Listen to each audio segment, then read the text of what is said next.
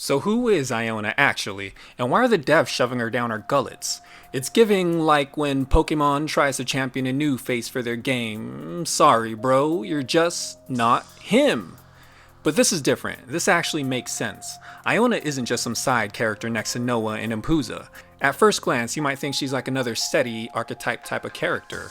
They kinda have the same vibe, but no, she's actually more important. You see, the story's pretty good, and without Aiona, there would be no story. Not even from a plot device standpoint, but from a technical one. I'll explain, but to understand the words that's coming out of my mouth, we gotta talk early story really quick. Don't worry, I'll speed run through this part. Boom, so there's this plague turning people into monsters. Tempest Church is the highest form of government, and they've enlisted 12 clans to keep the source of the plague in check by having them guard the sites of where they've sealed away what they say is the cause, the quote-unquote calamities. So we get dropped in the middle of all this, on our way to get executed because we didn't get vaxxed, and being infected is a crime, when one of those 12 families, the Bathories, comes to our rescue for their own motives. They send Impuza to come rescue us, and if Impuza's there, so is Aiona. Real separation anxiety type shit. Okay, so Aiona, where'd she come from? I'm sure we'll learn more through her event story, but as far as we know now, she was training to become one of the bell ringers from the Elita clan when... We don't know yet actually. Her family faded into the flow of time. I might be making this up, but I read somewhere that all her family was killed? That's in my brain for some reason, but I can't find the source. Anyway, as a remaining member of her family, she was adopted by the Bathories. That means she's bloodborne, well, I think, through her adoptive status. She and Impuza are locked in for life, inseparable, but have completely different personalities. Iona's fairly stoic and poised, while Impuza's like, Aiona? More like Iona gun, In any case, she's still a bloodborne by title at least. She hasn't transformed into anything yet, but ironically, she has the highest number of forms of any character in-game as of this video. That's how important she is. So let's segue into a quick gripe I have about her designs. In my humble opinion, they got the SR and SSR mixed up. Not to bring up Pokemon again, but as far as designs go, any Pokemon with a stage 2 goes yes, no, yes.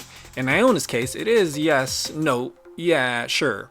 But this isn't Pallet Town. This is Manexus, and hot take, I think her starry-eyed form should be the SR.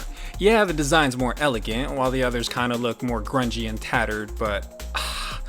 Okay, first off, starry-eyed looks like a woo-wah roster spot reject. I mean, super generic.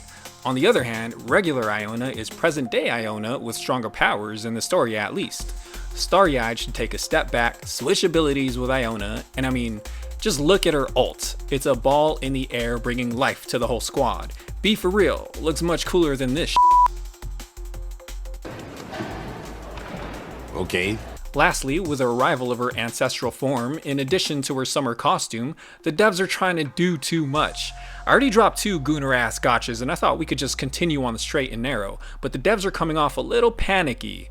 Remember when Snowbreak almost EOS'd and the devs were like, okay, bring out the big guns. And by guns I mean jugs. Then yay, the gooners live to goon another day. But come on, Skystone, Moonton, relax. A, we just started this, and B, quick internet heat check. The people that like this game really seem to like this game. They're not going anywhere. So let's chill with all the cheeks on my screen. You know how hard it is to recommend these type of games to normal people. Let's tone it down a bit, that's all I'm saying. Anyway, her starry-eyed form is aptly named because this is Aiona from 20 years ago, naive and enthusiastic, holding a hopeful reverence for life. There's a lot of great world building with this character. For example, her lamb. As we know, she got her lamb from the Ashen Gardens. It's also the symbol of her family crest. And what's so significant about the lamb? It eventually becomes a sheep. And what do sheep do? Yeah, they jump over the moon. Duh, would you story skip your childhood too? And by the way, where does Aiona want to return to again? That's one small step for sheep and a giant leap for sheep kind. Sidebar, just because we're talking world building, Aiona tells us that even the church's elite must obtain approval and form a team of at least 3 to enter the sealed area around a divine body. this is the dwelling place of Clive and Sheila, the first Moonblessed, or Calamity depending on who you ask. And when you go to farm those two for armor, how many times do we get to Rush? Hell yeah, she's fucking right again. So now let's talk abilities. Rather, let's not talk about abilities. What do you want me to repeat the myriad of guides on this platform? She heals and shields. There. Although I will say, her ancestral form looks like she's finally got Impuza to rub off on her, cause what the f is all this violence all of a sudden? Okay, weak segue, but let's look into the eyes of Aiona. Earlier I mentioned without her, there is no story. What I mean by that is she's our resident expository dumper. From chapters 1 through 5, absolutely no one knows what the f is going on. The story was giving real X-Files vibes, like, we're trying to figure out this whole conspiracy while keeping secrets from each other, beefing with each other, and who knows what's what. Well, Aiona does. Every time, and I do mean every time, something needs to be explained, she's got the answer. She's like Siri, but 100 times better, cause Siri's a dumb bitch actually, so never mind, bad comparison. I found this on the web. But truly, without Aiona, we'd all be in the dark, so she's like the light from the moon where she longs to return. There, better comparison. Like I said, we'll get to know more of her story through this event, but off-court we do get little hints of her origins. Literal. According to the game's prologue page, a young girl deciphered the divine prophecy inscribed from a fallen star. From this she grasped the truth of the world, blah blah, in the name of Aeon, the god of time, raised the banner of the church, vowing to return heretics to their natural cycle of life and death. So, I might be the dumb bitch like Siri, cause yeah, Aeon, Aiona, time stuffs, all that checks. But repping the church though? She eventually becomes a Bloodborne Bathory, and the church and Bloodborns are like the main conflict of the story.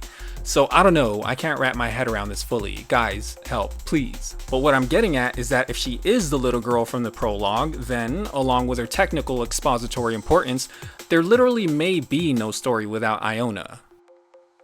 So with that being said, Skystone, Moontun, fine, you got me. Here's $15, go get yourself something nice.